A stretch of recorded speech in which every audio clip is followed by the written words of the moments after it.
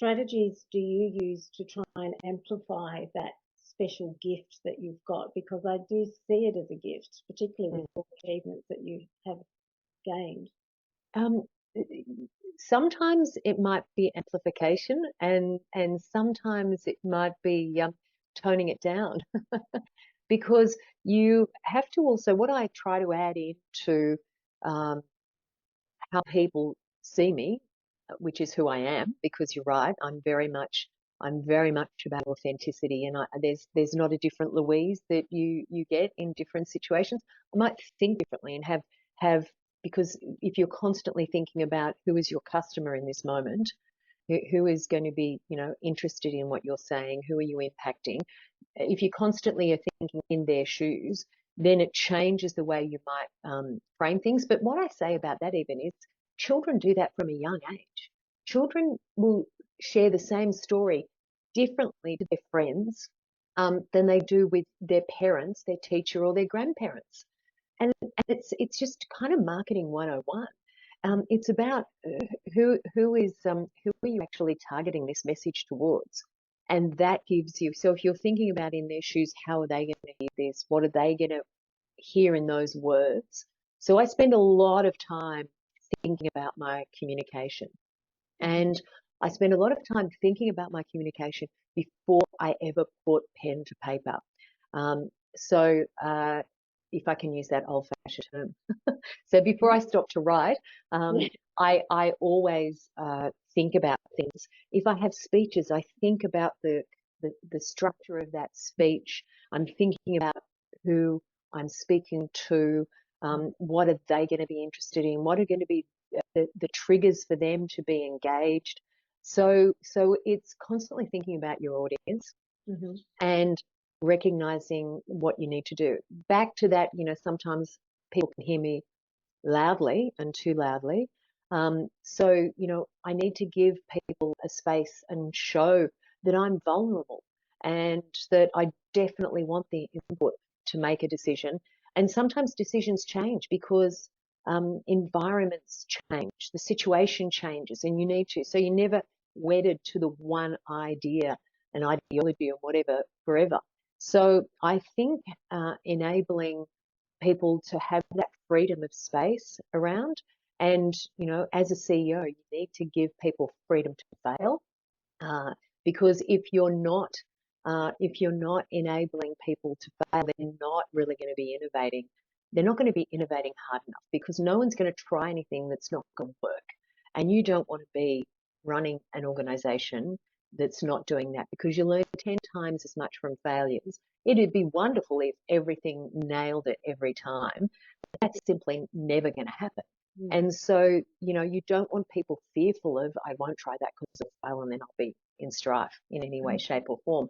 And as the leader, you have to be really aware. Somebody once said to me, as the leader, even if the world is going to hell in a handbag, from the moment you step out of your car, you are communicating to your team.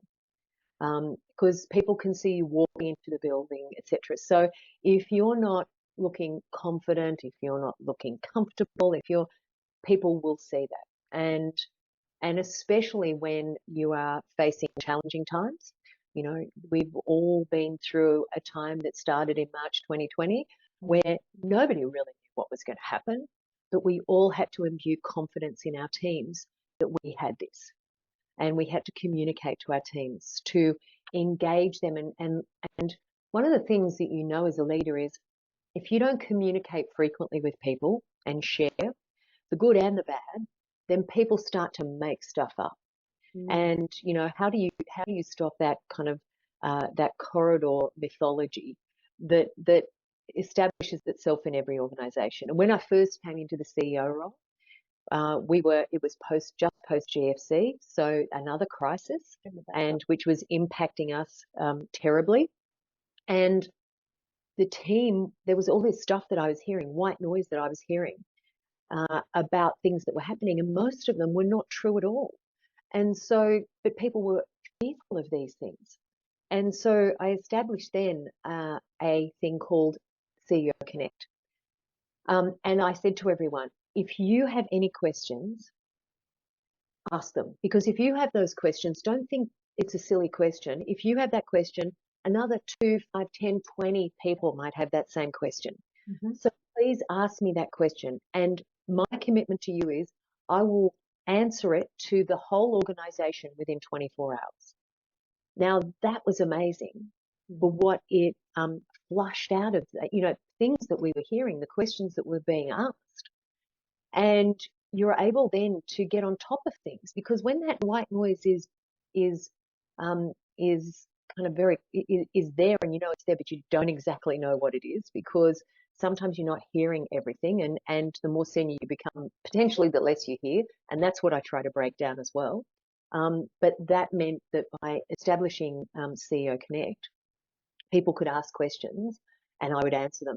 Now, we still have that in play, but I hardly get a question. And if I get a question in this day and age, it's usually, could you tell me what was your highlight from the recent conference we had? Or something. So it's completely flipped from a whole lot of negative chatter that was there to something that's hardly used, because I want people to be able to connect with me.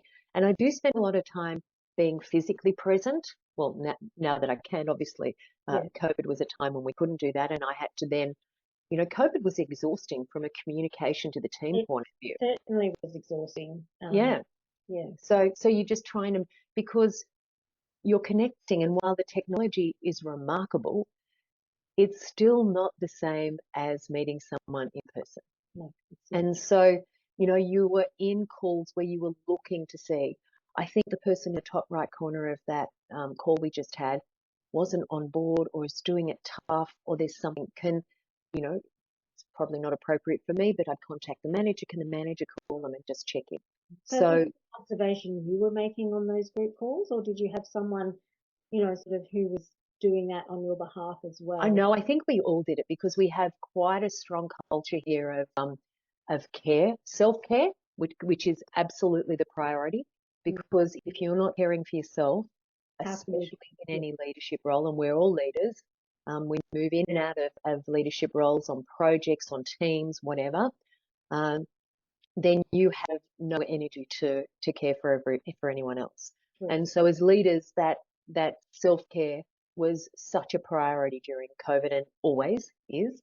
And then when you have that self-care, then you can care for your team members. So sometimes it might be me. It would depend who was in the meeting room. Sometimes I'd call the manager and they'd say, I noted that, already called, which was generally the case.